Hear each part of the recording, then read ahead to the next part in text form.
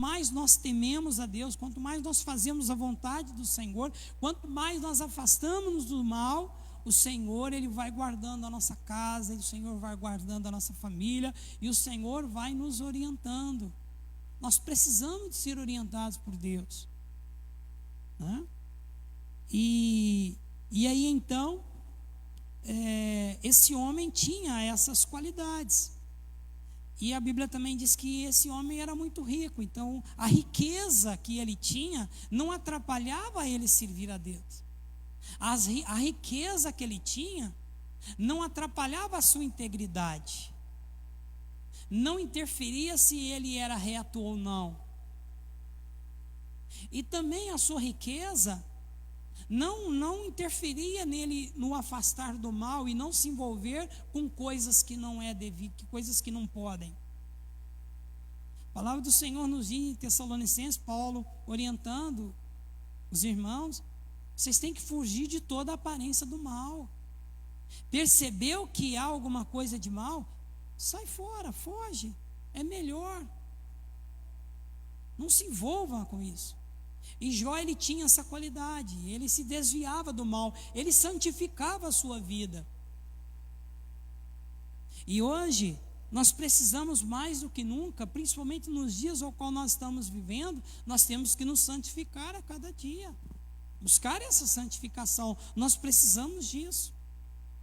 E Jó, ele tinha essas qualidades. Então a sua riqueza não atrapalhava ele.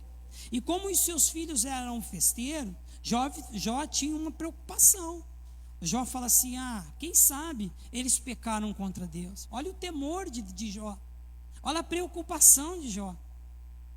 Quem sabe eles fizeram alguma coisa e amaldiçoaram a Deus no seu coração, porque ele não sabia o que acontecia naqueles banquetes.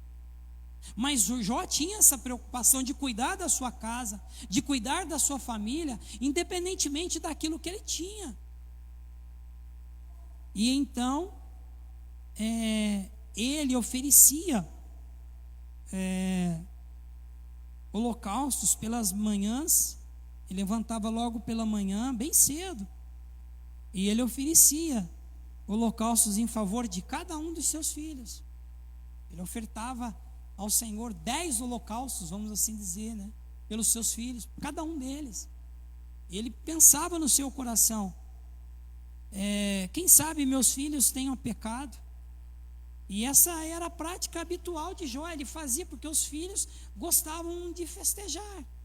Mas Jó, isso não atrapalhava o dia a dia de Jó. Jó tinha, habitualmente Jó fazia isso, coisa que muitas vezes nós não fazemos. Estar constantemente orando, colocando a nossa casa, a nossa família, os nossos filhos nas mãos do Senhor, para que Deus cuide, para que o Senhor guarde. Nós precisamos de recorrer sempre a Deus. E então, nós vamos ver aqui que no verso de número 6, e certo dia os anjos, né, na sua versão deve estar os filhos de Deus, e vieram na presença do Senhor, e Satanás veio junto. E aí então o Senhor, a gente olha aqui e vê que Deus que puxou a conversa com Satanás, né? O Senhor disse: de onde você vem? E ele respondeu: estive rodeando a terra, observando o que nela acontece. Ele está a todo momento rodeando. Ele está tentando buscar aquele que vacila. Ele está buscando aquele que não consagra a sua vida, que não se santifica, que leva as coisas de Deus tudo de qualquer maneira. Sabe aquela pessoa que não está nem aí? Não está nem com nada, ele não está nem com Deus, não está nem com a igreja, não está nem com o irmão, não está nem com a sua casa. Ele é um verdadeiro egoísta. Ele se preocupa consigo mesmo e com a sua vida, e se a sua vida está bem, está tudo bem. Então essa pessoa, Satanás está em busca dela, daquele que vacila. Ele está pronto para tragar, está pronto para derrubar.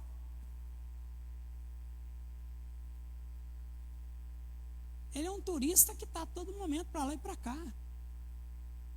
E aí então, o Senhor pergunta para ele, no verso de número 8, o Senhor pergunta para ele: você reparou em meu servo Jó? Não há ninguém na terra como ele. E isso aqui me chamou a atenção também, porque eu não sei, eu tenho certeza que não, porque eu sou muito falho, eu sou muito pecador. Mas para o Senhor chegar e elogiar Jó desse jeito, Jó realmente era uma pessoa especial. Talvez o Senhor não poderia falar a mesma coisa de mim, porque eu sou cheio de falha. Mas ele chega e mostra e pergunta de Jó. Não há ninguém na terra como ele. Não tinha ninguém na terra como Jó. Jó era o único que tinha tudo, era um homem rico, abastado, mas era um homem que temia a Deus, era um homem justo, era um homem que afastava do mal, era um homem íntegro. Essa era a pessoa de Jó. E aí então Satanás incita a Deus, ele fala assim: tu puseste um muro de proteção ao redor dele, o Senhor tem cercado ele de bens, o Senhor tem cercado eles de filhos belos, eu acredito, o Senhor tem cercado ele, os animais, tudo que ele tem, o Senhor tem cercado ele. Mas aí Satanás ainda diz: olha como ele é rico, estende a mão e toma tudo que ele tem, e certamente ele te amaldiçoará na tua face. E aí então o Senhor disse para Jó, versículo de número 12: pois bem, pode prová-lo, disse o Senhor, faça o que quiser com tudo o que ele possui, mas não cause nenhum dano físico. Ou seja, o Senhor deu ordem, o Senhor autorizou. Isso é muito legal, irmãos, isso é muito legal. Deus no controle de todas as coisas. Lutero pôde dizer que Satanás é um cachorro com uma coleira na mão de Deus. É Deus que controla tudo, nada sai do controle de Deus. Às vezes nós achamos e nós até desesperamos, mas nada foge do controle de Deus. Deus está controlando tudo. Deus controla a minha casa, Deus controla os meus filhos, Deus controla a minha família, Deus controla a sua família, Deus controla os seus filhos, Deus controla, está tudo no controle de Deus. Tudo no controle de Deus. E ele então autoriza Satanás a tocar em tudo que ele tinha, mas nem menos tocar na vida de Jó. E então, a partir do versículo de número 13, começa as calamidades vindo sobre a vida de Jó. E ele então, ele perde os seus bois, ele perde os seus camelos, ele perde as suas ovelhas, ele perde os seus servos, ele perde tudo, ele fica pobre. O homem que era mais rico, agora é um homem pobre, não tem mais nada. Como você agiria? Com certeza nós entraríamos em desespero. O salmista pode dizer no Salmo de número 20: uns confiam em carros, outros em cavalos, mas nós faremos menção ao nome do Senhor. Uns encurvam-se e caem, mas nós nos mantemos de pé. A nossa confiança está em Deus.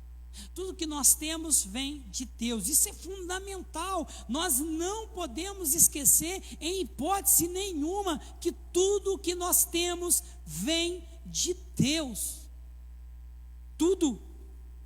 Nós não somos dono de nada nessa terra, de nada. Tudo pertence a Deus. E deveria haver uma gratidão por isso, e muitas vezes há falha na nossa vida, porque nós não agradecemos como deveríamos agradecer.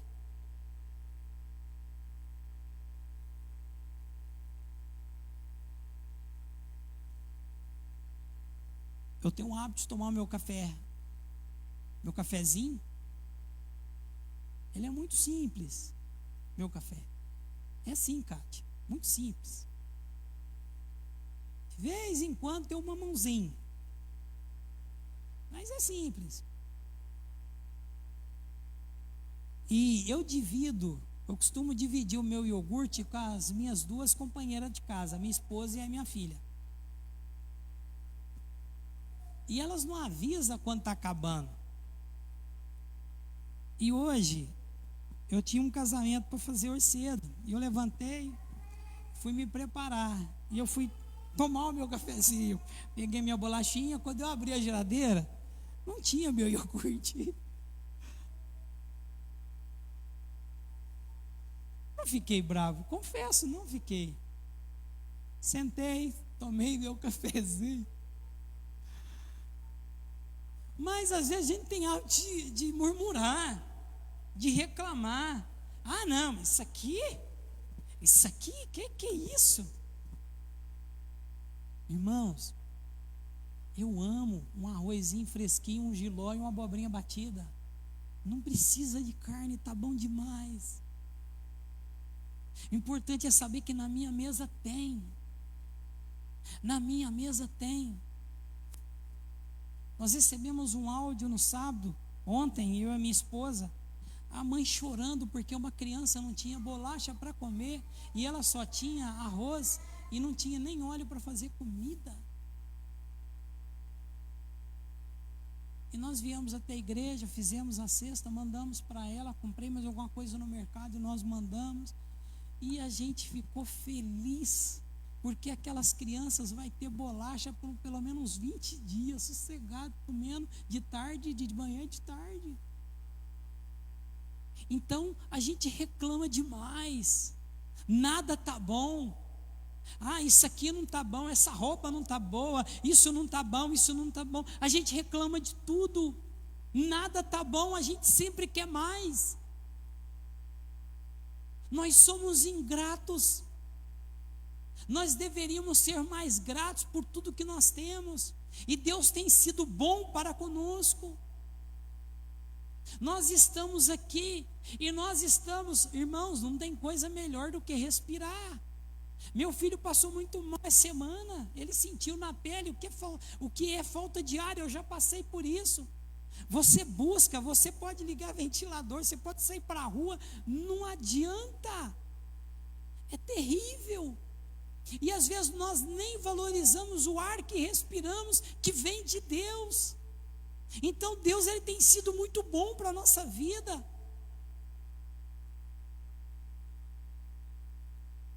E esse homem então, ele perdeu tudo que ele tinha materialmente falando.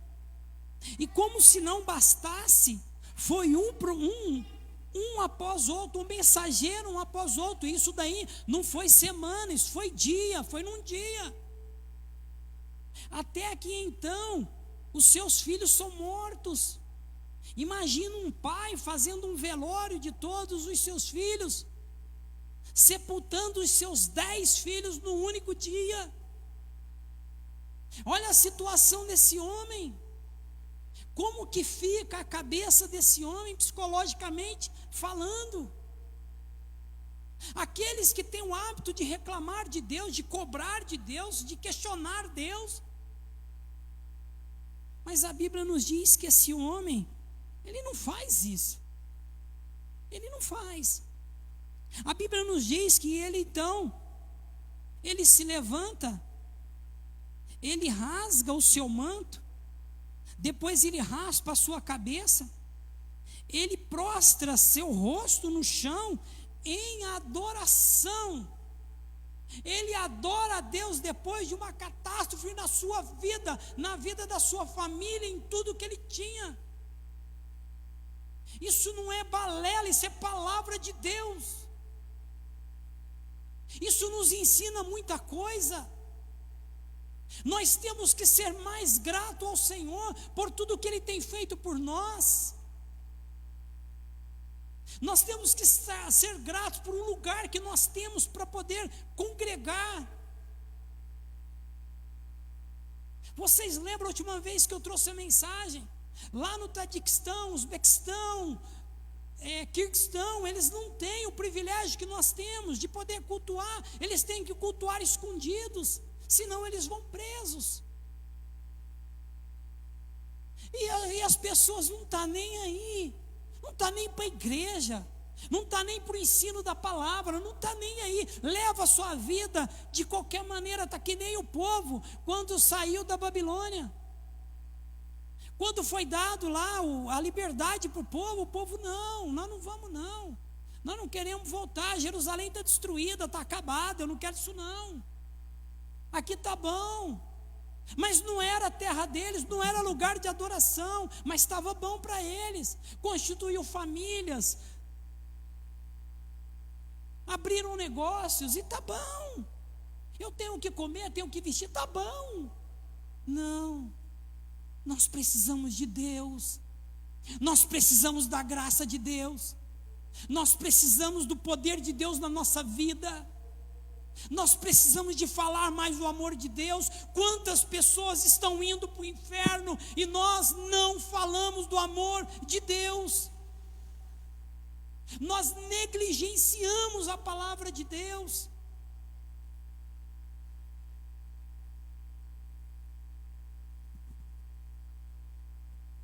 Eu disse para algumas pessoas, fui para minha esposa, eu nunca deixei de anunciar a palavra no meu trabalho. Eu sei que o meu diretor não está bem, mas eu falei, sempre preguei, sempre falei do amor de Deus, nunca deixei de falar.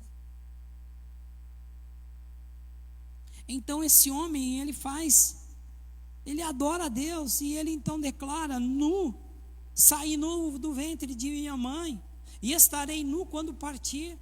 O Senhor me deu o que eu tinha, o Senhor o tomou, louvado seja o nome do Senhor. Reconheceu a soberania de Deus, a vontade de Deus para as nossas vidas. E no verso de número 22, então diz que em tudo isso Jó não pecou e não culpou a Deus. Nós não temos direito de culpar Deus de nada. O errado sempre somos nós, pecadores sempre somos nós. Nós erramos e nós carecemos da graça de Deus, da graça do Senhor.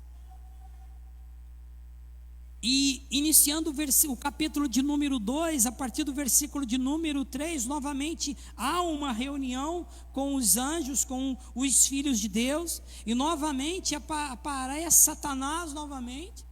E então o Senhor, ele pergunta novamente de Jó, e aí ele fala: olha, é simples, ele tem saúde,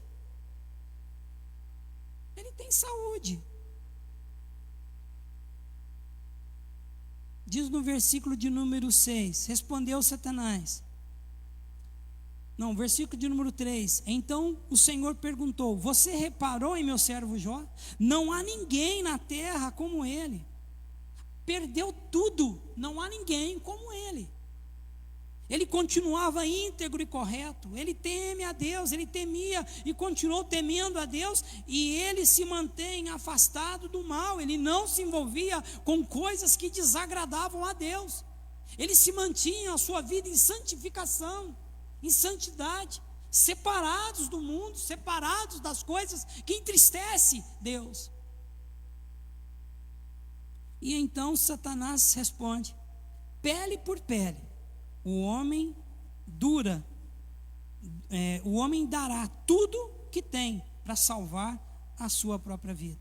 Estende a tua mão e tira a saúde dele, certamente ele te amaldiçoará na tua face. Verso de número 6 do capítulo 2. Pois bem, disse o Senhor, faça o que quiser, mas poupe a vida dele. E Jó então é cometido de uma lepra. E ele fica, a sua carne apodrece. Agora ele não tem saúde. Ele não tem nada, ele não tem nem saúde. E ele também não tem lugar para ficar, porque ele tem que se isolar, porque a sua carne era mal cheirosa. Os cachorros vinham lamber Jó. E ele, para se coçar, ele pegava cacos de telha.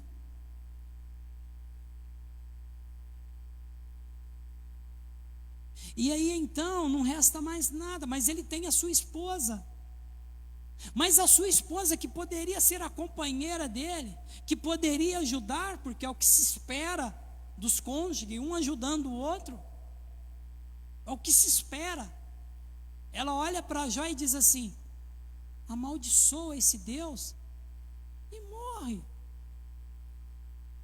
E ele então diz: espera aí, nós recebemos o bem, sempre recebemos o bem, e nós não podemos receber o mal também? Você fala como uma louca. Eu sei em quem eu tenho crido. A sua confiança não mudou. A sua esperança em Deus não mudou. Eu não sei qual é a sua esperança, eu não sei o que você está esperando, mas fique firme, espere no Senhor.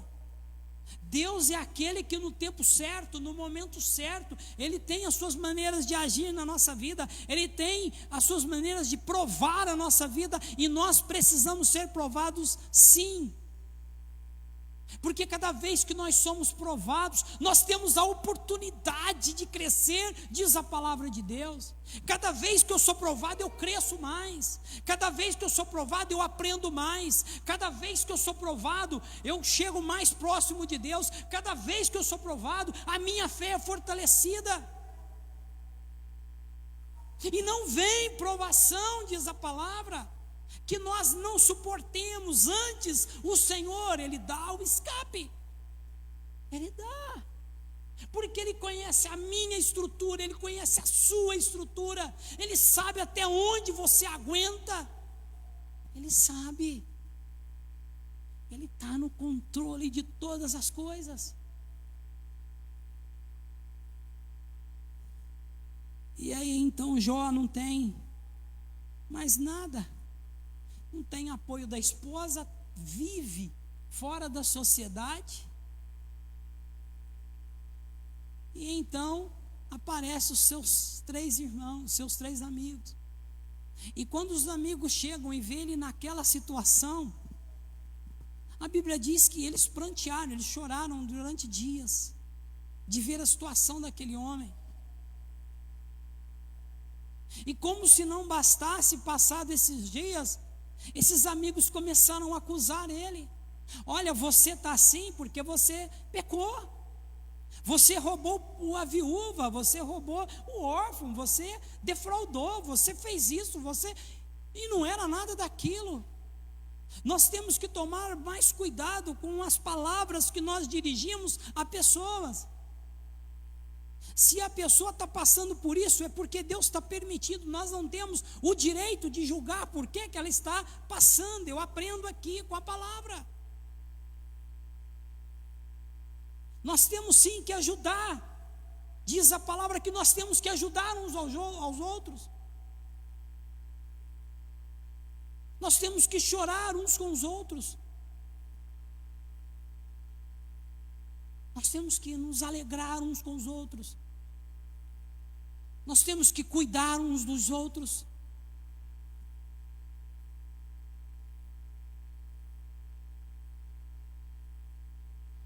O Senhor me traz à mente a preocupação de Jesus durante os seus 3 anos e meio de ministério na terra, a preocupação que ele tinha de cuidar, de arrebanhar, de pregar a palavra. Mas ele não deixava de curar, ele não deixava de visitar, de cuidar. E o Senhor me traz à mente aquela mulher que durante anos gastou todo o seu dinheiro com a medicina, porque ela tinha um problema, e esse problema afastava ela da sociedade, ela não podia estar no meio da sociedade. E essa mulher então ouviu dizer que o mestre estava passando aquele dia. A esperança dela estava em Jesus, porque ela já tinha gastado tudo. Ela já tinha gastado todo o seu dinheiro com todos os médicos, e os médicos não foram capazes de curá-la. Mas naquele dia ela sabia que Jesus ia passar, e ela então foi ao encontro de Jesus. Mas a multidão apertava, e o que ela pôde fazer foi tocar simplesmente na veste de Jesus, porque ela pensou, se eu somente tocar, eu vou ser curada. Não existe limite para Jesus fazer a obra na nossa vida. Não existe impedimento na nossa vida para Deus operar e trabalhar na nossa vida e nos dar vitória naquilo que nós estamos precisando. E Deus trouxe cura para aquela mulher, que durante anos, e muitas vezes nós não oramos nem para os nossos irmãos. Eu disse que terça-feira nós tivemos oração. Eu sei da dificuldade de alguns irmãos de estarem, eu sei, não estou cobrando de ninguém. Mas quinta-feira eu vim e nós estávamos em 4 aqui orando. Eu, o Pai, o Filho e o Espírito Santo. E foi uma bênção. Eu não fui embora porque não veio ninguém. Eu fiquei orando 1 hora. Eu tinha muita gente para apresentar. Eu tinha a igreja inteira. Apresentei família por família. Poderia simplesmente, relapsamente, não veio ninguém, vamos embora. Não, é a oportunidade que eu tenho de falar com meu Deus, de expor as minhas necessidades diante dEle, de orar por cada um de vocês. E eu recebi então a mensagem do meu filho que cortou meu coração. Eu falei: Senhor, tira ele de lá. O Senhor pode fazer isso. Isso foi na quinta-feira. Quando foi no outro dia, ele teve alta. Nós precisamos entender e saber que Deus está no controle de todas as coisas, e que nós precisamos de buscar a Deus sim. Nós temos que parar de ficar reclamando pelos cantos, reclamando com quem não precisa de ouvir aquilo que nós estamos passando. Às vezes nós preferimos falar para o A ou para o B do que falar para Deus. Deus conhece o nosso interior, Deus conhece a nossa vida, Ele sabe das nossas necessidades. Ele não só sabe como Ele está pronto para nos ajudar. E esse homem então, em tudo, ele não deixou de adorar ao Senhor. E então esses amigos começam a acusá-lo, e então ele vai questionar a Deus. Ele usa mais ou menos uns 30 e poucos questionamentos a Deus acerca daquilo que ele está passando. E Deus responde ele com 70 respostas. Ele pergunta 30 e pouco, Deus responde com 70. Uma das coisas mais bonitas nas respostas de Deus para Jó pergunta para ele, o Senhor pergunta para Jó assim: aonde você estava quando eu criei o universo? Em poucas palavras, você não era nada. Você não era nada. Você era um ser informe, você não tinha nem forma. Mas quando eu vou lá no Salmo de número 139, eu não era nada, eu era um ser informe, mas o Senhor já me chamava pelo meu nome. Eu não existia, Eu não existia para minha mãe nem para o meu pai, mas o Senhor já me chamava pelo meu nome. E eu já disse aqui, volto a repetir: talvez a minha mãe não desejou a mim nem o meu pai, mas o Senhor me desejou. Ele permitiu que eu viesse a esse mundo. Ele me escolheu no ventre da minha mãe. E isso é maravilhoso. Deus, Ele continua no controle de todas as coisas. Saiba você nessa noite que nada escapou das mãos de Deus da sua vida. Deus controla cada passo seu. Deus está no controle de tudo. E no momento certo, você irá glorificar a Deus. E lá no verso de número 42, já estou indo terminando. Os músicos podem subir, já estou lá para o final. O Senhor diz que nenhum dos seus planos podem ser frustrados. Nenhum plano de Deus na minha vida e na sua vida pode ser frustrado. Saia daqui com isso hoje no teu coração. O que Deus tem para você, ninguém pode frustrar de maneira alguma, porque nada escapa do controle de Deus. E no final do capítulo de número 42, o Senhor dá tudo de volta para Jó. Restitui tudo o que ele tinha,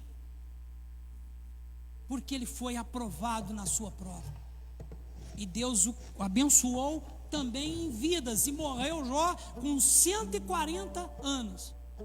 E ele viveu, e ele conseguiu ver até a 4ª geração com filhos e netos. Deus é maravilhoso. Nos coloquemos de pé.